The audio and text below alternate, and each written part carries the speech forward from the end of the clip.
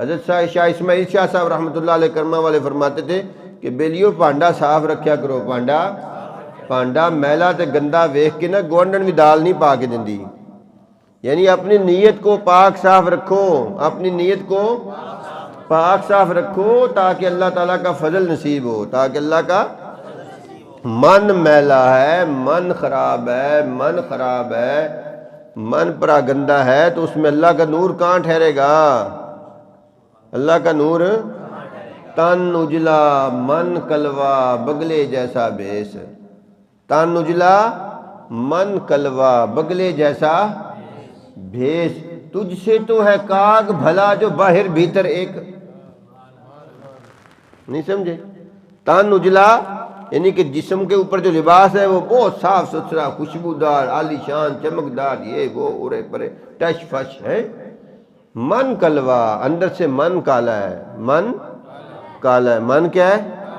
تن اجلا من کلوا، من یعنی بگلے جیسا بھیس، یعنی بگلا دیکھا کبھی؟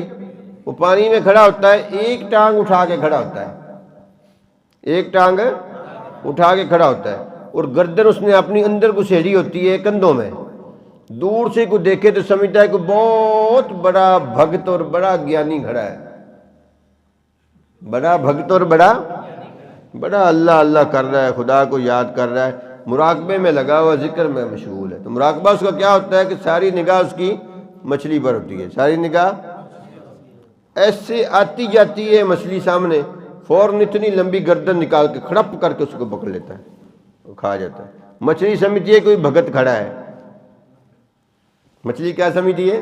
صوفی صاحب ہیں، مراقبہ کر رہے ہیں، ذکر کر رہے ہیں، صوفی صاحب ہیں، مراقبہ کر رہے ہیں، ذکر کر رہے ہیں۔ تو صوفی صاحب کا ہاتھ پہن کی دے رہے، ہاتھ پڑتا گیا تو پھرا کر دی عرشے پکڑ کے انہوں نے، بس مچھلی آئی تو کھڑپ کر کے پکڑی اور نکل گیا اسی وقت۔ تن اجلا من کلوا بگلے جیسا بھیس، صاف ستھرا جسم اور لباس رکھنا، من اندر سے کالا سیاہ اور خراب، حسد اور بخل سے بھرا ہوا، حسد اور بخل سے بھرا ہوا، طمع اور لالچ سے بھرپور، بگلے جیسا بھیس، کہ دیکھنے میں صوفی درویش بھگت نظر آ رہا ہے، اندر سے کیا ہے؟ شیطان ہے، لگا کے وہ کیا اسے کہتے ہیں کہ ششت لگا کے کھڑا ہے، نشانہ لگا کے کھڑا ہے، شاید اب مچھلی آگے آتی جائے گی، اسے پھر پکڑ لوں گا۔ دیکھنے میں لگ رہا ہے کہ ایک ٹانگ پہ کھڑا ہو کے عبادت کر رہا ہے، بگلے جیسا، تجھ سے تو ہے کاغ بھلا، تجھ سے تو کوا بہت اچھا ہے، تجھ سے تو کوا بہت اچھا ہے، باہر بھیتر ایک، باہر بھیتر اندر اور باہر دونوں طرف سے ایک ہی ہے، اندر اور باہر دونوں طرف سے ایک ہی ہے۔ تو اور میں اپنا محاسبہ کر لیں، اپنا خیال کر لیں، اپنے آپ کو خیال سے دیکھ لیں کہ اگر اندر اور باہر ہم ایک ہیں تو پھر ہم نیک ہیں، پھر ہم نیک ہیں، اگر باہر اور بھیتر، اندر اور باہر ہم ایک جیسے نہیں ہیں تو ہم نیک نہیں ہیں، خواہ دیکھنے میں جتنے بھی صوفی اور بھگت نظر آتے ہیں، جتنے بھی صوفی اور کہتے ہیں کہ وہ جنگل میں ایک چڑیا اور ایک چڑا بیٹھے آپس میں خوش گپیاں کر رہے تھے، چڑیا اور چڑا بیٹھے آپس میں خوش گپیاں کر رہے تھے، باتیں کر رہے تھے کہ سامنے سے ایک سادھو نظر آیا، ایک صوفی نظر آیا، ایک درویش نظر آیا جو چلا آ رہا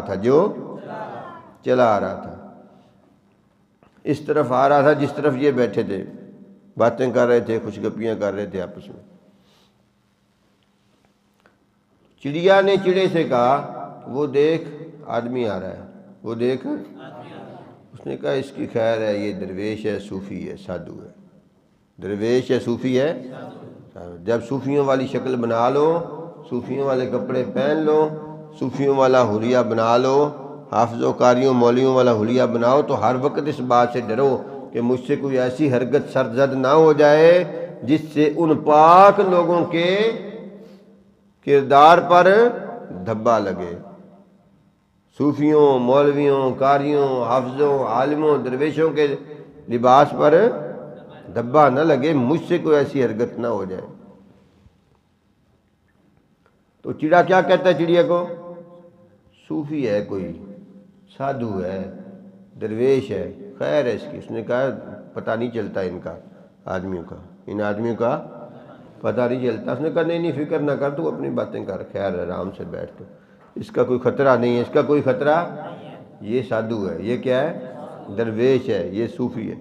یعنی صوفیوں سے، درویشوں سے، سادھوؤں سے، خدا کو یاد کرنے والوں سے کسی مخلوق کو کوئی خطرہ، کسی مخلوق کو خطرہ تو درکنار، اپنے ساتھیوں کو، اپنے ہم منصب لوگوں کو، اپنے ہم نسل اور ہم اصل لوگوں کو 24 گھنٹے جس سے خطرہ رہے، وہ بھی کوئی سادھو ہے، کوئی صوفی ہے، کوئی درویش ہے، کوئی حافظ ہے، کوئی قاری ہے، کوئی مولوی ہے، کوئی انسان ہے۔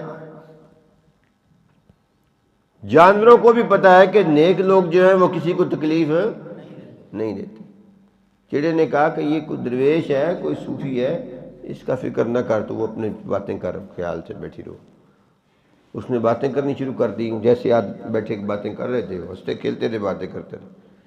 جیسے ہی وہ قریب آیا ان کے خفیہ، اس نے اپنے چولے میں سے تیر کمان نکالا اور تیر چلا دیا، اور تیر چلا دی۔ یہ مولانا روم صاحب رحمۃ اللہ علیہ نے اپنی کتاب میں لکھا۔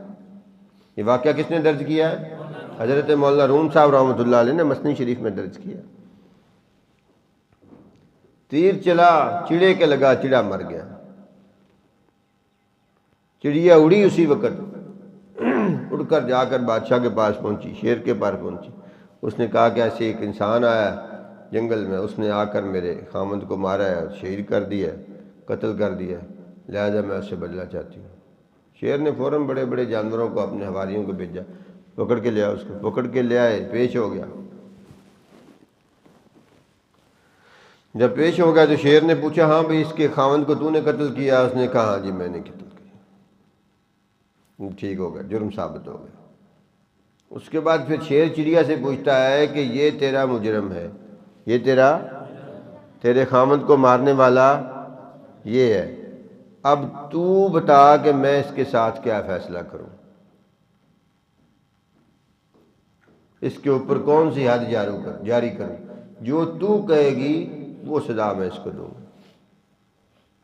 اگر تو کہتی ہے اس کو قتل کر تو میں اس کو قتل کر لیتا ہوں، اگر تو کہتی ہے کہ اس کو کوئی جرمانہ کر تو میں اس کو جرمانہ کر دوں، جو تو کہے گی کہ میں اس کو کچھ سزا دوں تو سزا دے دوں گا، جو تو کہے گی وہ اس کے ساتھ سلوک کیا جائے گا، وہ برتاؤ کیا جائے گا۔ چڑیا نے کہا بادشاہ سلامت، یہ بات سننے والی ہے، یہ بات آپ کی اور میرے سمجھنے والی ہے۔ اولیاء اللہ کی، صوفیاء کی جو حکایتیں ہوتی ہیں وہ سمجھانے کے لیے ہوتی ہیں، یہ آپ کی اور میرے سمجھنے والی بات۔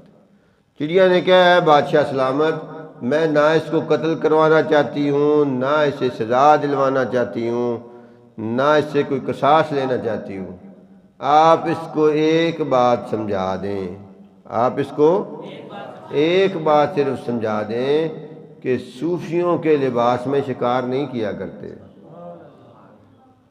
صوفیوں کے لباس میں اگر شکار کرنا تھا تو شکاری کے لباس میں آتا، ہم دور سے سمجھ جاتے، اپنا انتظام کرتے، پھر یہ مار لیتا تو اس کی قسمت تھی، نہ مارتا تو اس کی قسمت تھی۔ اس نے یہ جو دھوکہ کیا کہ اللہ والوں کے لباس میں آیا ہے، اللہ والوں کے لباس میں آیا اور آ کر شکار کیا ہے، اس بات سے باز آ جائے، بس اس کو یہ بات سمجھا دیں۔